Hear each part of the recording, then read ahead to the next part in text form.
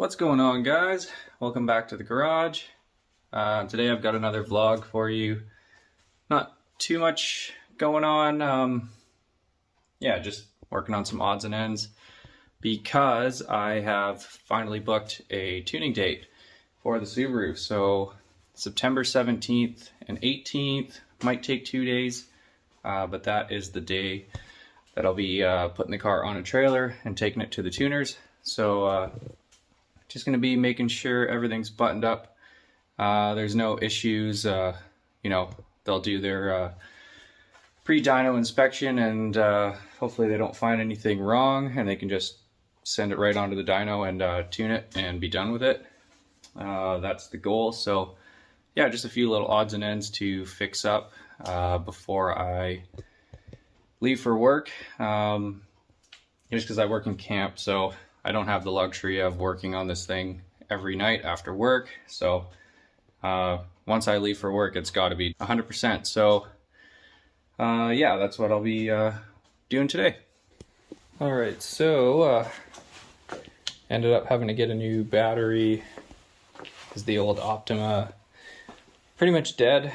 I think it was started the Volvos and random cars too many times and charged it up, and yeah, it's completely toast now. So, and it's well past the warranty, so had to get a Motomaster Canadian Tire Special. This is also an AGM battery, so there's no liquids or anything in here. So reviews seem pretty good online, and the price was good, about 260 bucks. So went with that.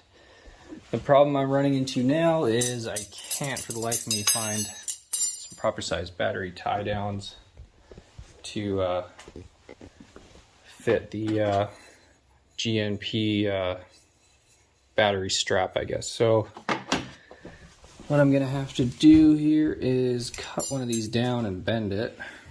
I've got some marks there, and then hopefully I get that all sorted out.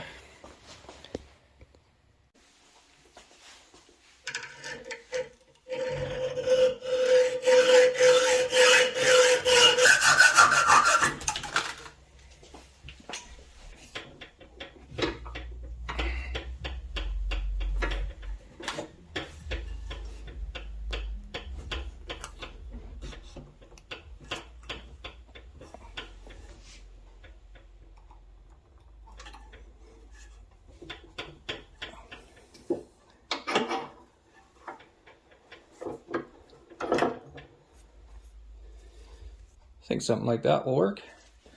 So I got the car on the ground 10 days ago, I guess just before I left for work, and everything's pretty much buttoned up, but there's a few minor issues I need to take care of.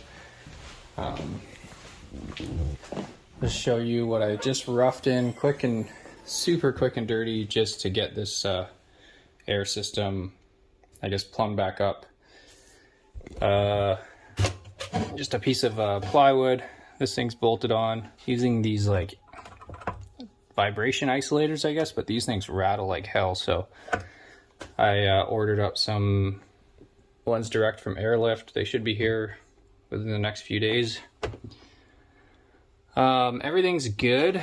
So all three, this side and on the passenger side, those sides hold air.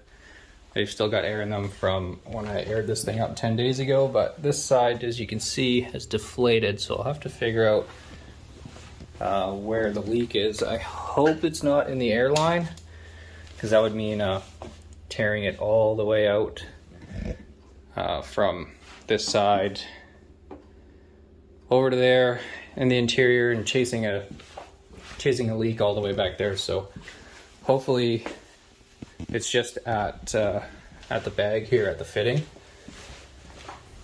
But I mean, if you look at that, these fenders aren't rolled or anything. That's like pretty legit fitment for no roll, no pulled fender or anything. This is a 18 by 9.5 plus 35 with a 245/40 on there. So that actually looks really good when it's dumped. So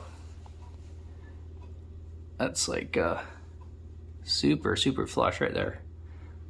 Going for a little bit more of an aggressive fitment with my 3-piece wheels, but this looks really nice. The way it sits. I had to get a new set of lug nuts just to get this key. And of course the ones I've got are 7 spline, and all the ones I could find were 6 spline, so I had to buy a new set. But I'll show you what the problem was here. So this is the original key for my lug nuts. As you can see, it's really short, and this one is nice and long. So the person who owned these wheels before also had this problem. That's why there's damage around these bolt holes here, but with this longer key, I should be able to tighten these without damaging the wheel too much. The only problem is the only ones I could find were blue, so that's going to look kind of goofy, but whatever. Just to get it on the road, just to get it tuned. And then another weird, well, not weird problem, but I feel like I'm just all over the place here today. May not be able to see in here, but since I got the OBD2 wideband sensor, it plugs into the OBD2 port, which is also, as you know, where the access port bolts into or plugs into. So the AEM's wideband sensor has a pass-through connector, so I can plug in the access port into that, which plugs into the OBD2, but then you've got this huge stack of plugs which actually hits your legs, so I'll have to modify the bracket that holds the OBD2 plug and kind of move it up a little bit more so I can have that stack of plugs all plugged in there. But no, the only real major thing is figuring out that leak. So I've gone ahead and pumped up the system. All of the bags are at 50, and front driver side was the bag that was leaking. So I'll go ahead and how I'm going to test this is just get some soapy water, maybe just some foaming soap, and just brush it on these connections here. So we've got one connection here, there's another connection just up under there where the hard line fits into the push to connect fitting, and then in the back here another potential leak could be can't remember exactly which one of these, I'll have to take a look here, but could be leaking very slowly out of here. And typically the test for this is air up the system and let it sit for 24 hours, and if there is a 5% or 5 psi drop, then that means that there's a leak somewhere. So I'm not sure how much this leaked overnight over a 24-hour period, but I did leave this car for 10 days and this thing was completely out of air. So yeah, 5% or 5 psi over 10 days, that's about 50. It's kind of where I left it. So definitely a leak somewhere.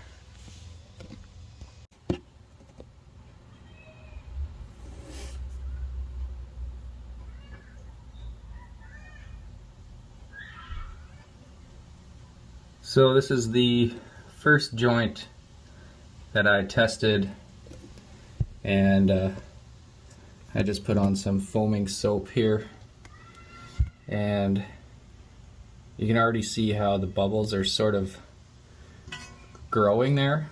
So that's an indication that there's a small amount of air leaking. so I'll go ahead and just crank that down just a bit more, and hopefully the leak stops. So what I'll do here is I'll tighten that down, wipe it off, and put some more soap on it. But just to be safe, I'll go ahead and test the other joints on this line here. So I've taken the fitting apart, cleaned out the threads, and reapplied some thread sealant, and there doesn't appear to be any leak anymore. So I think that was it. So not too bad. Thankful that it wasn't in the actual hard line that's run through the car. So this should be good to go. So here you can kind of see what I was talking about with the wideband gauge plugged into the OBD2 sensor and the access port plugged into the pass-through connector. It sticks down pretty far, so I'm gonna have to figure out a way to modify this bracket up here, kind of push this out of the way. Shouldn't be too bad because, I mean, I could even just unhook this OBD2 port from the bracket and just tuck everything up there if I wanted to make it just disappear real fast, but I'll come up with something there to fix that.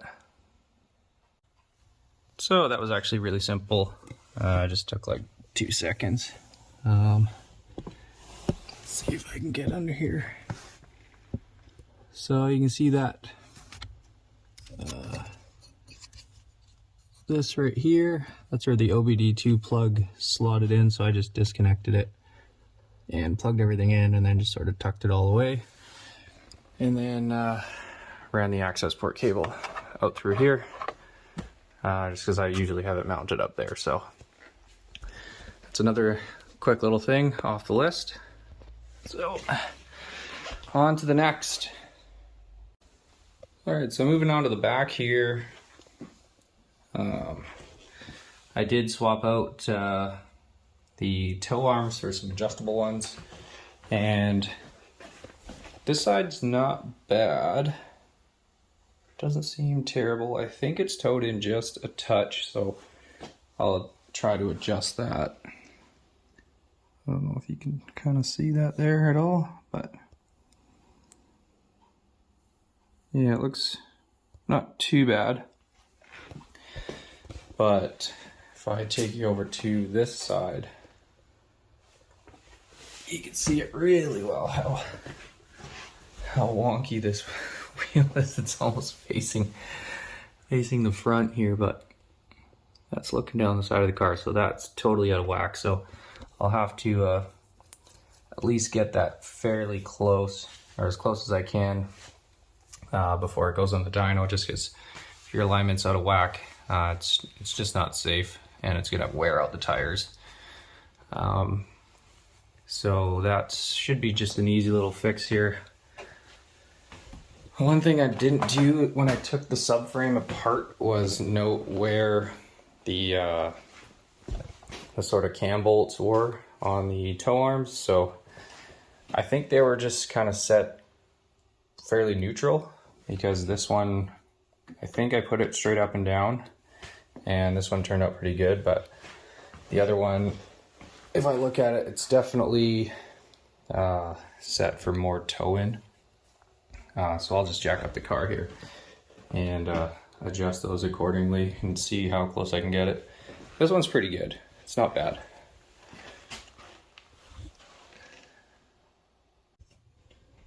So on the driver's side, you can see where this bolt is sort of set, and that's pretty spot on. The one thing to note with these Torque Solutions toe arms is they don't come with just a fixed bolt. So you reuse the stock, I don't know what you'd call this, it's cam bolt, I guess. And of course there are no instructions, so make sure to note where that is when you take it off. so your alignment isn't totally out of whack. And see on this side just how far opposite it is. So on the other side, the dot is facing more to the outside and this one's facing more to the inside. So I really didn't even take into account where the bolt was positioned when I put it in. I think I was just excited to get this car back on the ground and on some wheels, so I just chucked that in there, but of course I'll have to adjust that now, which is a fairly simple task. Alright, that's looking much better. Toe is all sorted out on this side, and give the other side just a little bit of an adjustment as well. So that's pretty much it for the suspension. That's all done. Yeah, that's pretty much it for right now. I'm sure more stuff will come up, but right now just waiting to hear back from the tuner to get that tune that he's writing up so I can at least start the car, and then I can get the coolant bled. But for now, yeah, that's pretty much it.